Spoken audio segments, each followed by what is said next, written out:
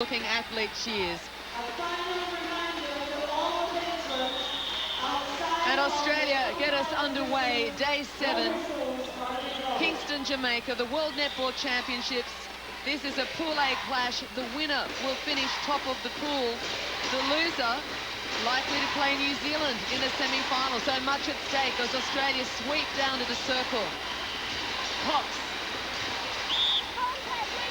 to Sanders, who feeds it low to McMahon, steadies for the first shot of the match, and it rings out. And Monica Lam, that noise, evidence that the support is all against the world champs. And here's hoping that the Australians will rise with that noise thundering in their ears as this game progresses. And Australia away with the first on the board. Kath Cox responsible for that. And Annie, I don't know how you're feeling, but my stomach is in knots. My hands are sweaty. And there might be a few mandatory toilet calls during the course of this game because I can feel the nervousness for this Australian side. High ball into Carla Williams, who stumbles on her first shot. But the athleticism of the Jamaicans keeps the ball alive. They swing it back again. Forbes working as a third feeder. The high ball from Wiles in again to Carla Williams, the 19-year-old student. Big raps on her coming into this match. Kath She hasn't had Williams. too much experience on Australia, but she's forced the more experienced Elaine Davis out of the starting line as Australia turn it over and look for their second. Strength coming defensively from Ellis and Harvey Williams, trying to shut down Williams, Carla Williams and Forbes, and great intercept there. Brilliant work from Casey Everingham, but it's turned back for Australia as the Aussies settle. Very static in the circle. Strong pressure from the Jamaican defence. Oberon Peterson stands out of play. She's the Jamaican captain, semi-professional basketballer who's worked in Finland, Germany, Turkey, and Australia put up their second shot. There's the work from Casey Everingham, showing great speed, but a little undisciplined in the offload, and Rebecca Sanders there to collect it. Umpires for this match, Justine Bourne and Bronwyn Spear, as the Jamaican crowd voiced their displeasure at the ruling. Some 3,000 fans packing this purpose-built stadium.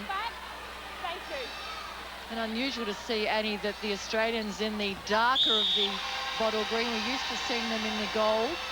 And quite hard to pick up, I suppose, in a flash of play down court.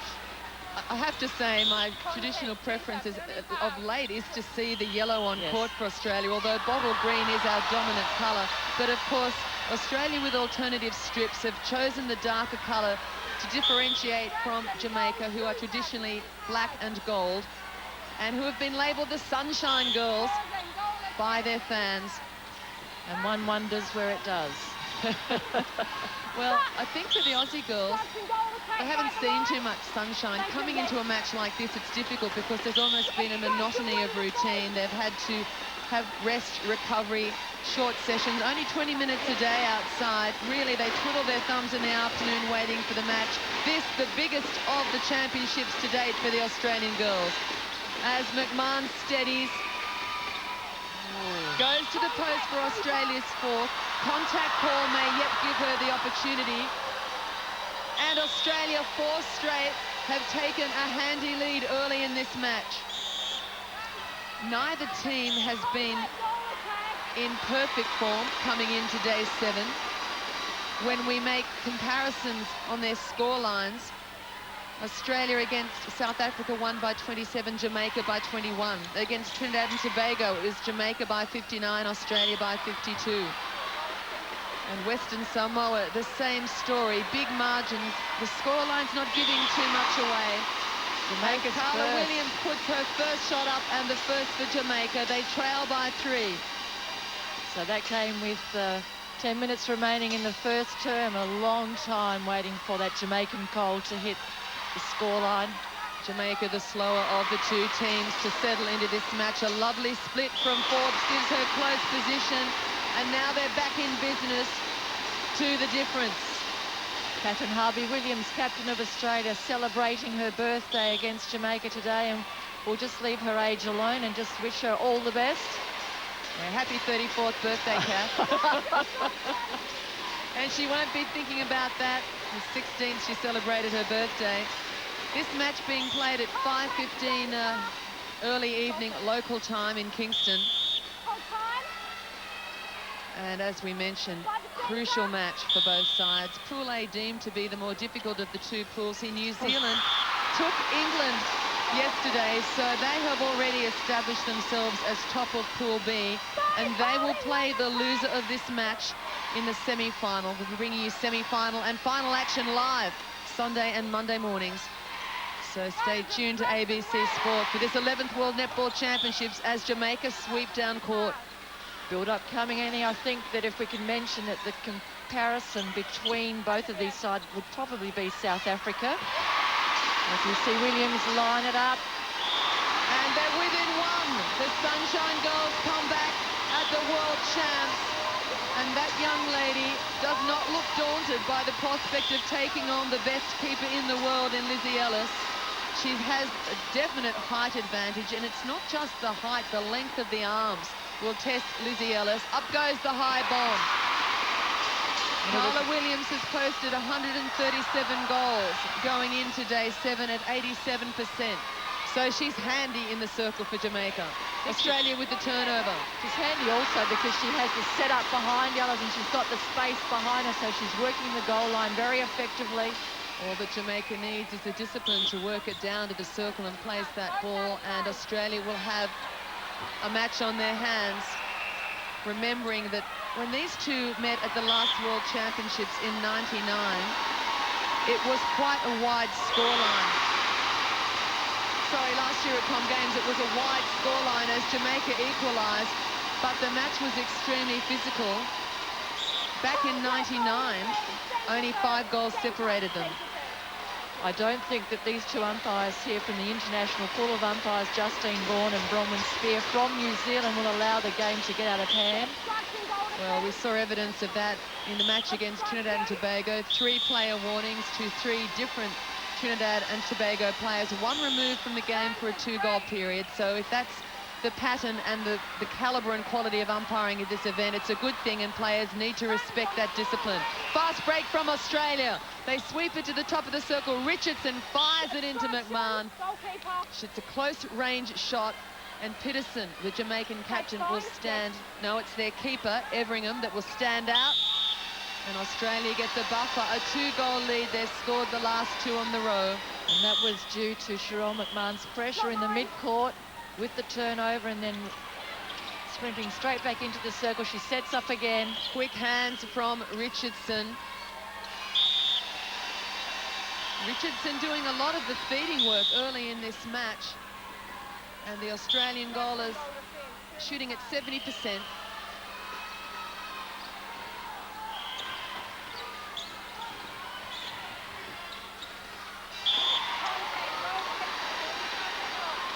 Williams lines up for Jamaica. That's their 5th. Williams on 4 from 7 is below her normal accuracy. Plenty of depth in the camps of both teams. Maureen Hall for Jamaica and Jill McIntosh for Australia, knowing that if something doesn't twig, they can easily pull a rein and address it. Evering trying to balk the shot there of McMahon. McMahon currently 6 from 8 at 75%. Australia with 11 attempts to the post. Jamaica with 8 attempts. 3 the difference. More than halfway through this first quarter. Front position held by Williams. So she's mixing up the holds on Ellis, making the Australian goalkeeper think. And they're back within 2. Back play to Scholz. She connects with South Australian teammate in Sanders. Contact call against Everingham, who's been a little costly early on. That's a 7th penalty called against Casey Everingham. It rings out for Australia. A bit of movement on these posts in Jamaica. Well, the Aussie girls fit and well coming into this match. Whistle down court, not heard by the Jamaicans. The setup. Well, the setting of penalties has been prolific so far in this event. Some teams not used to the regimentation of it. Back play as McMahon swoops on it. Peterson implores her team to attack the ball. Jamaica using beautiful speed, but that's through the hands of Forbes. Not mine. To the difference, 5 out from the first break by the floorboards. There's Wiles, yes. Good bounce pass. Well, Jamaica equally love the floorboards as they do the air. The ball being put ahead into space for Australia. The fast, hard-line style of play they love. And another penalty as Maureen Hall, the Jamaican coach, looks on anxiously. Her assistant coach just saw it to her left, Janet Guy, both of them former internationals for Jamaica. Once again, Carla sets up in between Alice and Harvey Williams. She hasn't quite warmed to the accuracy in this match. She's shooting at 56%, and I guess Australia ought to be thankful for that. 5 from 9. And that one snuffed out by good speed around the player from Everingham. And Jamaica come up with the turnover. A couple of times now they've not been able to capitalise on it. And that goes against McMahon, a causing contact call. Just clipped the legs of Georgia Gordon. Quick feet of Sharon McMahon trying to come in front, just clipping there the heels of the wing defence. Gordon, we've seen, of course, in previous internationals work as a circle defender, sometimes at keeper. And although not one of the taller players in the team, the standing jump of these Jamaican girls would make your green and gold eyes absolutely green.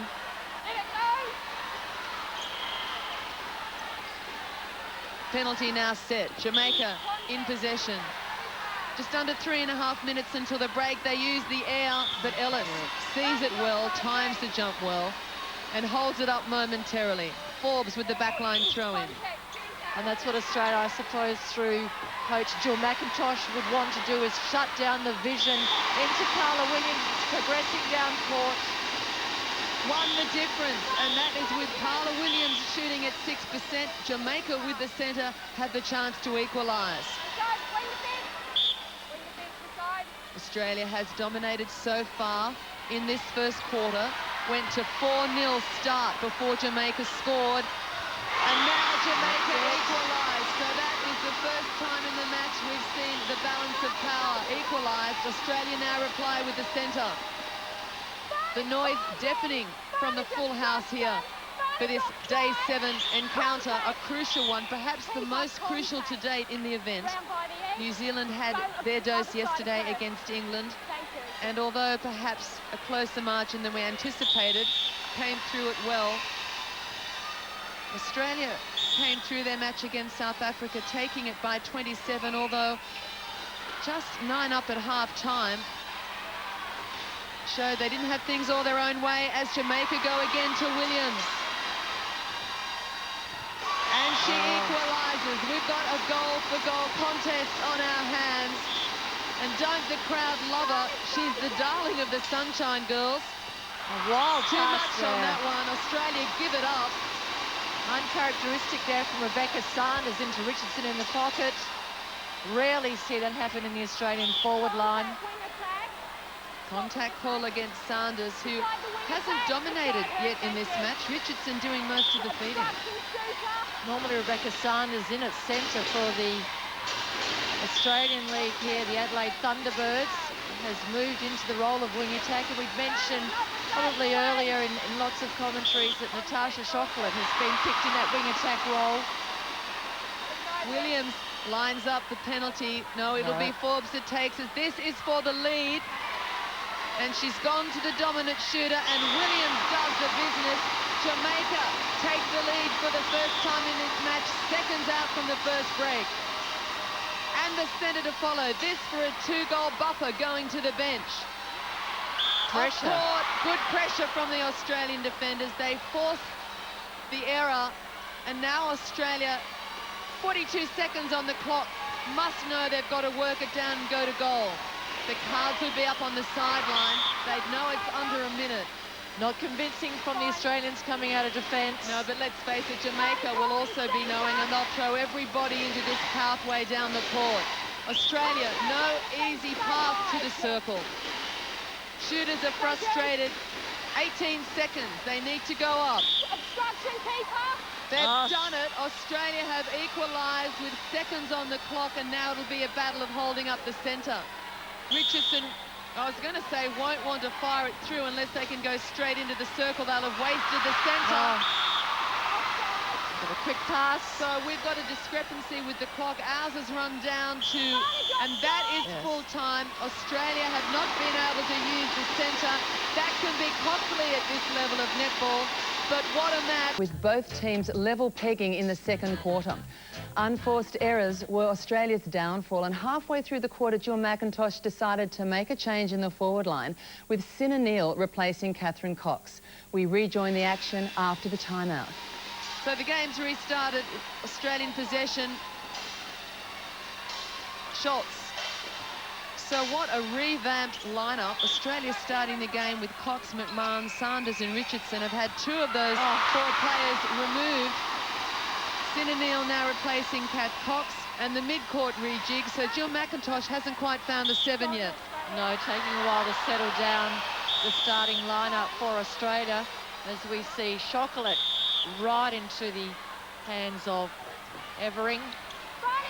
Well read by Everingham, who's had a handy game back in the circle. Australia work the corner. The contact call goes against Everingham. And that'll be a strength of Sinna Neal, her height and her body build as such against Evering.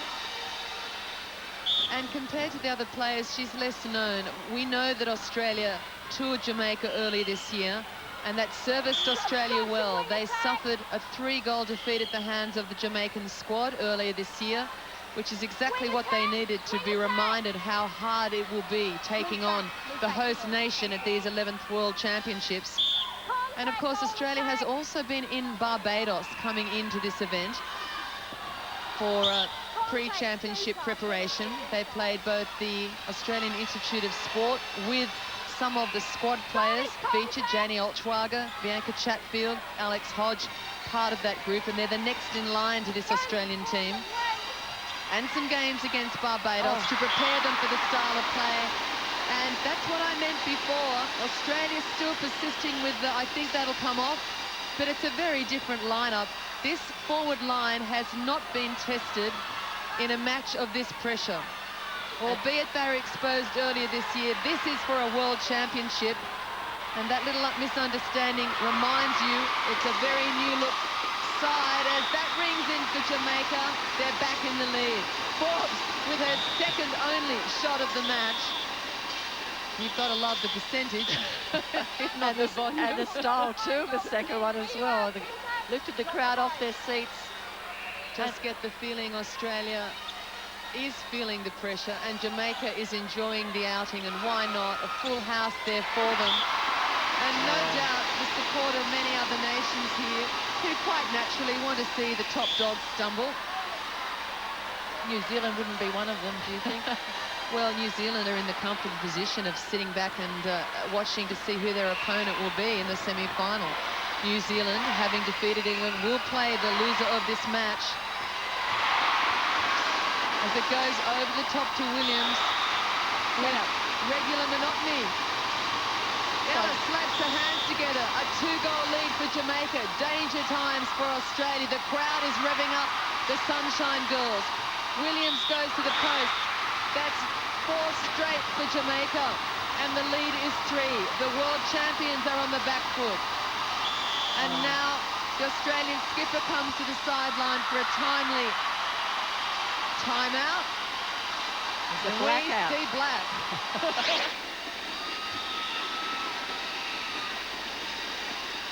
Five minutes out from half-time. Play has resumed. Jamaica 3 goals up. And just when they were looking like they might move on with it, and Australia was in all sorts of trouble, blackout stopped play for close to 5 minutes. And reportedly, it's the 3rd time today they've suffered a blackout problem at the venue.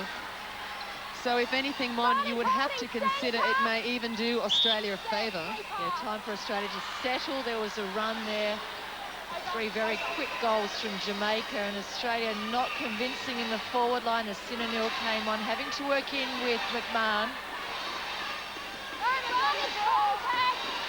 Currently the scoreline has Jamaica at 18 and Australia at 15, but the correct score is 18-16.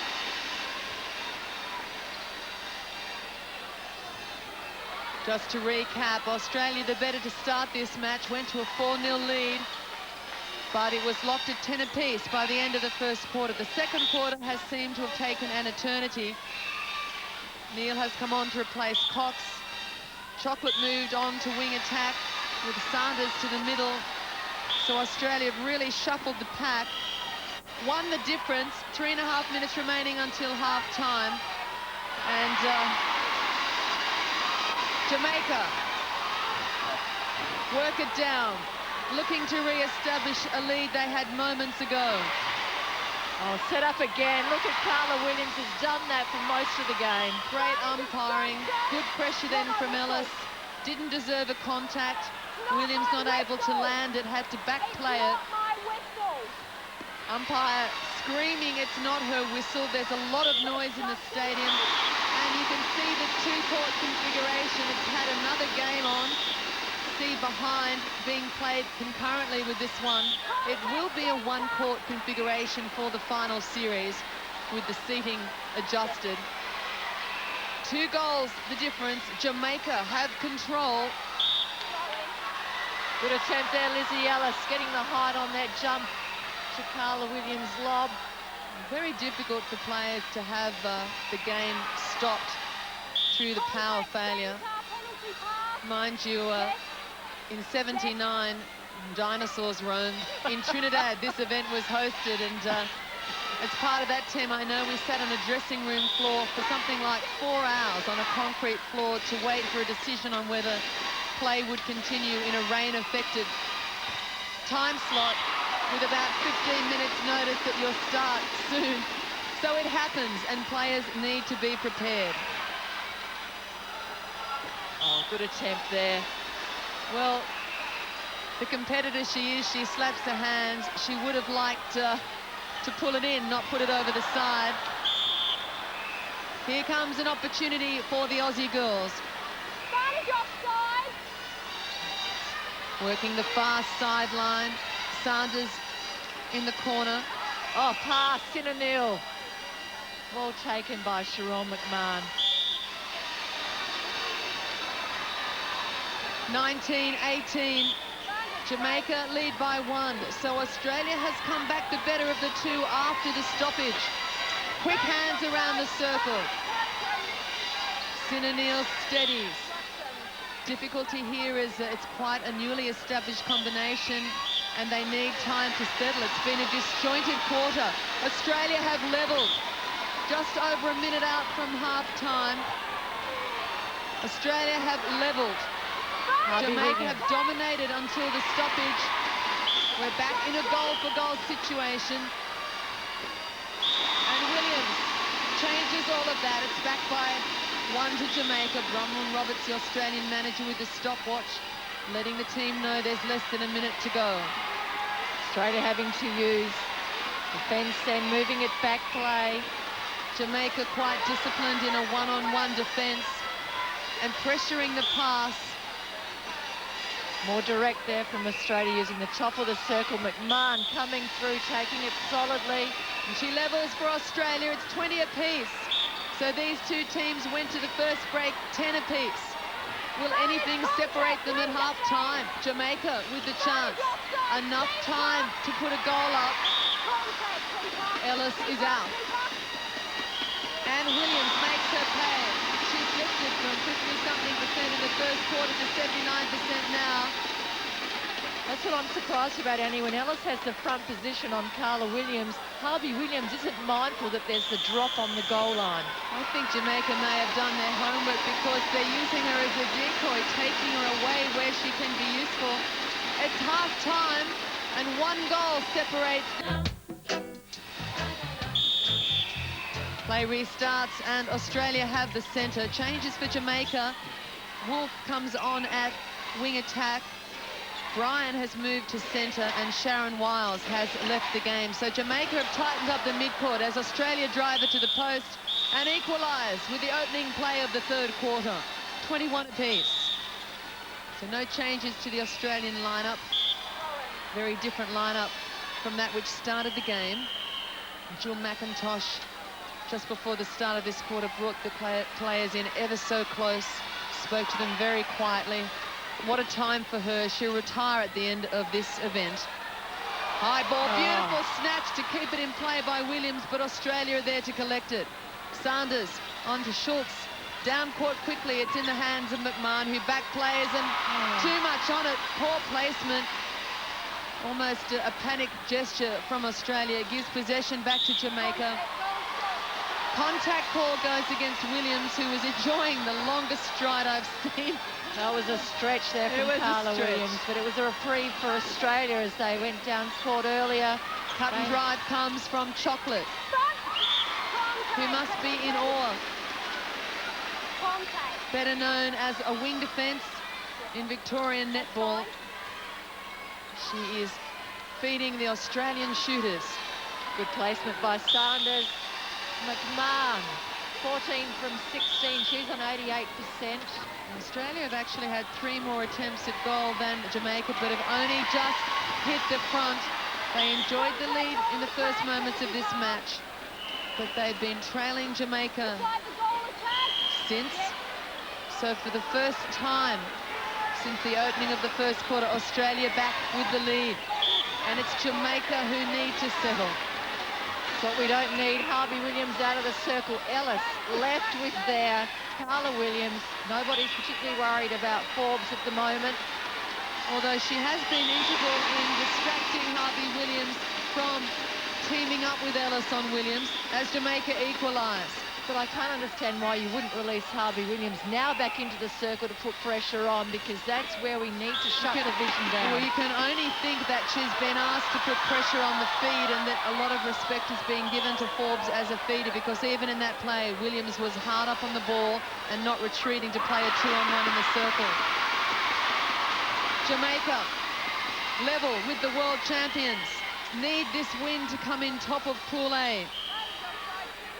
Williams opens up easily on the front cut. Had front position held.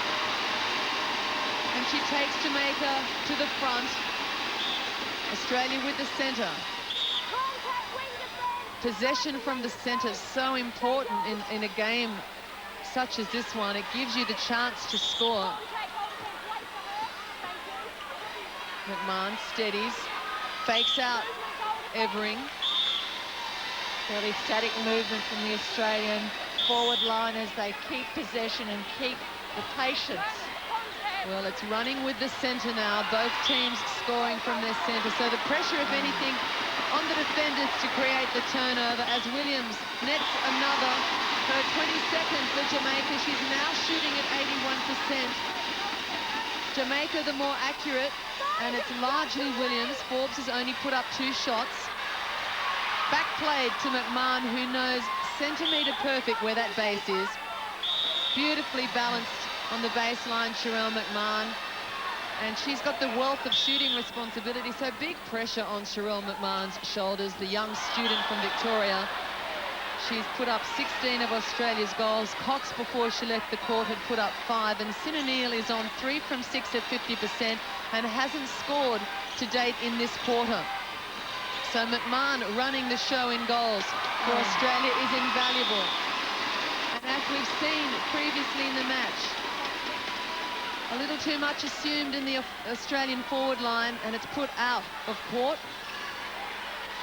I wonder how many times they've gone through the drill of placement into the pocket, and perhaps the expectation that it is fluency for the Australians to have the spaces wide open has been shut down by Jamaica. Mon, what's your rating on the physical nature of this game? Jamaica have been pretty disciplined. They've been very disciplined, and I would suggest that it's due to the umpires in the early stages of the first quarter. I think they were just getting their reins intact, saying, we've got the whistle, we'll pull you off, and there's going to be no blood here from this particular bash and crash side that I keep calling them, because We've seen what they're capable of doing. I don't know that umpiring in itself has been enough to contain them in previous matches. I think credit must be given to Maureen Hall, I think, who said the only way to win this is to keep some discipline out there. Don't change your natural style of game, but let's make sure we're not giving it up through the whistle unnecessarily. And whilst there still is that physicality in that they're unexpected and unpredictable, and arms and legs will come out at any time just by the nature of how they play the game, there isn't that setting up a contact that we've seen before as Jamaica net another and level it at 25 apiece. Forbes, great cheers for the Jamaican goal attack, who's put up only 3 goals but made no mistakes in doing so. Oh, hard call then. That was a tangle of bodies under the post as both players turned to take the ball, and Jamaica back with the lead. They've scored the last 2 on the trot. I don't mean this to be disrespectful whatsoever to the Jamaicans, but it appears that their culture is changing with the understanding of the game of netball, and I would suggest perhaps a few years ago, if the Jamaicans wanted to play that day, they would play, and if they didn't want to play, they weren't there. I think they really are big-time players, and they love the feel the crowd gives them. They love to play it as entertainment, and the crowd really is part of that whole package for them, whereas Australia tends to shut it out a little more and just keep the mind on the game. I think Jamaica is fueled by the music and the noise and the colour of the crowd. Servicing them well at the moment, the world number 4 running with the world champs. 26 apiece. And look at those statistics, nothing much separating them. 36 attempts for Australia and only the 31 for Jamaica. So the accuracy assisting Jamaica at the moment. Tasha Chocolate goes into attack, and you can see that Georgia Gordon just flipped her. Oh, what a wasted opportunity for Australia, and almost an apology from the umpire as she notes the obstruction at the edge of the circle. They're back where they were moments ago. And through the obstruction, McMahon shoots her 17th goal. Australia back in the lead. Oh, breaking call against Chocolate. Gives up possession. Australia handed back to Jamaica in the softest of ways. That was the chance to make a break and take it out to 2, and whilst an error is an error, sometimes they just hurt you more than others. And particularly that type of error to it. This Harvey Williams now back in the circle, is teaming up with Ellis a little more. She's mixing it up now. Out when Forbes is on the circle edge, she's pressuring the feed. Then she's retreating to team up on Williams. And now she's out of play as Forbes attempts her 4th goal of the match. 4 from 4. Simone Forbes playing where we're so used to seeing Connie Francis play for Jamaica. Connie celebrated her 39th birthday this week in Jamaica. At home, Williams with the long stretch regathers, and that left hand stumbles on that attempt. 27 apiece, and Harvey Williams with the big outlet ball for Australia. McMahon, her work rate incredible in this game. Chocolate weaving and connecting with Sanders, but Jamaica too good in defence, come flying out at it. Wrong option, Annie. I think it was to Sinanil's disadvantage. There's the option on the right-hand side. Chocolate puts it to the left-hand side. The defender was right there. Can't quite hear what the original call was, but I suspect that Gordon might have had her back foot in the circle as she offered support play there from the good work of Evering. Makes no difference now. It's become a goal for Australia as Sinanil takes them to a 1-goal lead. Just under 6 minutes remaining until 3-quarter time. They were locked at 10 apiece at the end of the first quarter. 1 goal separated them at half-time. And now Australia has ever so slightly re-established the lead. That would have been for 2. Contact goes against Chocolate. Jamaica with incredible speed at the end of their moves. Speed you see come out of nowhere. And wonderful elevation. And I'm suggesting that's where they're holding Sinanil up, while Sinner has the height and she has got the body good. She hasn't got the ground speed or leg speed to move the Jamaican defence. Well, there's that fine line between what you think is protecting a space for yourself and then the deception that the speed of Jamaicans can offer when they come through at the end onto the ball. This is to equalise, and Williams is up for the task. Her 24th goal of the match. She's shooting at 80%. McMahon has put up 17 and is shooting at 81%. Maureen Hall with some fine-tuning being offered from the sideline for her girls. That's a beautiful ball. It caught Ellis on the body. And she didn't enjoy being beaten by that one.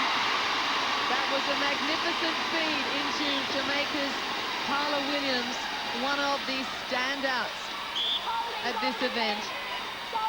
Australia looking somewhat rattled in the mid-court as they're trying to progress into the forward line. This third quarter has been absorbing, a goal-for-goal contest.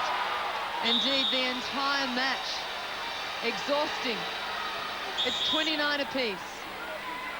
Oh, wonderful steal from Sanders, who'd sagged back from the centre, didn't pressure the pass, was deceptive in working across the line. Let's hope she's rewarded. Goes against Evering. Keep it in there. Evering is on 23 penalties, by far the most penalised player on court in this match. And well done, Rebecca Sanders, as the 4-minute sign goes out to the Australian girls. 3.5 remaining, and Australia back in the lead. Sanders holds it up. Almost footwork from Neil then, that was so subtle. But let's forget about it as she slaps her hands together. She now looks more settled. Sina Neil has worked hard in the last part of this quarter. She's put up 8 shots in total, 5 of those coming just in the last 5 minutes. Easy access there to Carla Williams, nothing defensively in front of her. Harvey Williams caught behind her. And she pegs it back. Australia now by 1. The centre would have given them 2 had they finished, but Jamaica just will not lay down. This game is anybody's. Beautiful take there by Brian, who, if I tried, would have dislocated my shoulder. It was a beautiful haul in. Well, you're a dinosaur, don't you? Forget us. Look at these wonderful athletes. Both teams have shifted the lineup throughout this match. That one through Jamaican hands. They were looking to re-establish the lead. It's 31 apiece. A couple of minutes on the clock. So what Jamaica does, you think you have the space, but their speed on the ground is so quick. Cross court go the Australians. As Evering thinks about the intercept. Oh, that was a nice hold by Neil, who was very stable then and timed the back move from the hold nicely. She just caught Evering. Oh, it's Peterson that's put out. She was nowhere in that position that I saw. She was on the other side. We'll debate that one later. Australia re-established the lead. The centre, this would give them a 2-goal buffer with 1.5 minutes until 3/4 time. Wonderful timing. McMahon opens beautifully to the feed and comes through with the goal. She's pumped Sherelle McMahon. It's Australia by 2. Need to continue this form as they head into the 4th. Crowd a little quieter in the last few minutes.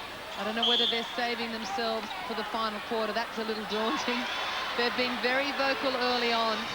Just the balance of power has shifted ever so slightly in the last 5 minutes, and Australia now looking steadier.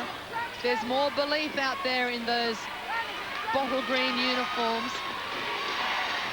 The support play good now. Schultz helping Chocolate and Sanders cut and drive the circle. Neil has found her timing and her accuracy. That's her 10th goal of the match. She didn't start, but she's warmed to the task now. It's Australia by 3, a handy lead as they go to the bench at 3/4 time. They need to protect it. Time enough for another. I was willing her to go to the post then. She backed herself on the last few, and it was with great dividends for Australia. 1 too many passes, and now they've given it up. 10 seconds on the clock. Evering taking a time to set the penalty. They know as much as they'd like to rush, the umpire will take it from them if it's not set. And they have used up time. And they've caught our clock with a few seconds wanting. So Australia putting in great... Final quarter underway, Jamaica with the centre. Australia have the lead by 3. And Maureen Hall has reverted to the starting 7. So having made mid-court changes at half-time, with Wolf entering the game and Bryan moving to centre, we're back to where they started. Nadine Bryan at wing attack and Sharon Wiles back at centre. So Jamaica will finish this match the way they started, as Williams brings them in closer range.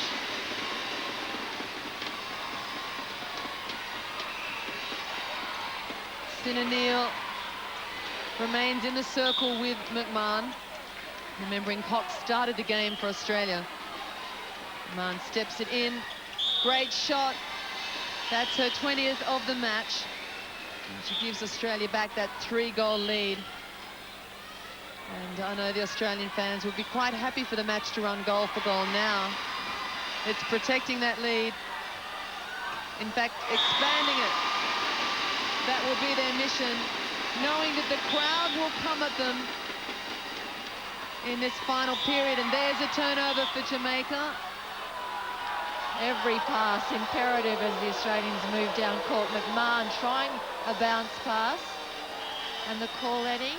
Can't see the call. Oh, it's got to the keeper, Evering, out of play. So it was nothing to do with the intercept play. It was beyond that, and I think just out of our vision. You could hear the displeasure voiced by the crowd. And Sinner keeps that 3-goal buffer operating for Australia. Jamaica need to come out of nowhere to create some opportunities, and Liz Ellis denies them running in touch. Australia really need to steady on this one, because to take it to 4 with the centre to follow would be a crucial break at this stage of the match. Much at stake for both teams. McMahon with the space, moving in closer to the post. Australia with 50 attempts to post now, 37 successful. And it's Australia by 4 with the centre. A break will advance it. The break coming from the Jamaican skipper, Peterson. So it moves forward to the transverse line, quickly to the circle edge. The feed perhaps not the best option then. Long arms there of Peterson, the Jamaican captain in at goal defence. Peterson, one of the most experienced. Spends plenty of time offshore playing basketball. And is often renowned for her flamboyant shoes, but playing it pretty straight day 7 at the 11th World Netball Championships. It's the business of winning netball that's on her mind. Shooting accuracy resting with Jamaica largely through the hands of Carla Williams. So that's where Harvey Williams should be, at the post on the other side there of Carla Williams, supporting Liz Ellis. Yeah, that was a great hold from Williams, and a good ball was not going to find its way into Ellis's hands. The lead now 5. Australia starting this final quarter well. They've scored the last 3 on the trot. Chocolate, patient on the edge of the circle. Access comes via a penalty, and it's offloaded. It'll be reset. Both players now out. Neal blocking rebounding position then, and also making herself available for the pass off. Not that it was needed. No, it was so close. Let's not tempt fate. 6 the difference. The world champions have worked hard through this match and now have a comfort zone of 6 goals. Finally, Australia look to have established a lead they can defend. Through the middle part of the 4th quarter, Jamaica challenge again, but never get closer than 3. We rejoin the match for the final minutes. 5.5 minutes remaining. Time enough for Jamaica to do it. Australia needs to be steady, but to keep attacking. They don't need to be so steady that they play hesitant netball from the back foot. Let's keep finding the post. Well done. Great pass. Sinner knew she had a one-on-one situation for McMahon, and if she was patient enough, McMahon's speed would find the space. It's back to 5. Jamaica with the centre. Less than 5 on the clock. Day 7. This is a Pool A clash between the top 2 teams in the pool. The hardest of the pool. Ellis just looks so disappointed when a goal goes past her. Well, she came out for the run at that as Australia turn it over and lose it on the sideline, and it's not something we wish to see as the clock ticks down. 4.5 minutes remaining. Well, we wondered earlier in the match when a blackout disrupted play, and our sources told us it was flicked out of a switch. We wondered whether the Australians had sent someone from the bench to do it because they really needed to steady at that time. If it's a blackout now, my money's on a Jamaican. Williams past the long reach of Ellis, brings Jamaica to 43 the difference. Composure is called for by the Australian skipper. The hand goes up. Well done. Wonderful pressure from Sherelle McMahon, who was hunting down on the transverse line. I don't even know if the umpire had vision of that then. She turned to run to the circle. It appeared to be short from where we're sitting here, which is many miles away from the court. But well, we'll give her credit for putting herself in a position to create the opportunity. The workload from Sherelle McMahon has been magnificent. And that, the best offload of the game. Earlier, they'd forced them when they weren't on. That one was beautiful. It's back to 4. Australian supporters biting nails. You can't speak highly enough of the impact of that kind of intercept to create the space again for Australia. And look at them, the fast break play. They're finishing at their best, the Aussies, reminding the crowd that they're here to retain a world title. 5 the difference, Australia lead. It's taken 57 minutes virtually to breathe a little bit easier. I'm still not breathing. I'm going to wait to take that breath. In 3 minutes, I'll take it. Jamaica can come out of anywhere, and as you and I know, 3 minutes is enough to break that lead. That's one. That's one.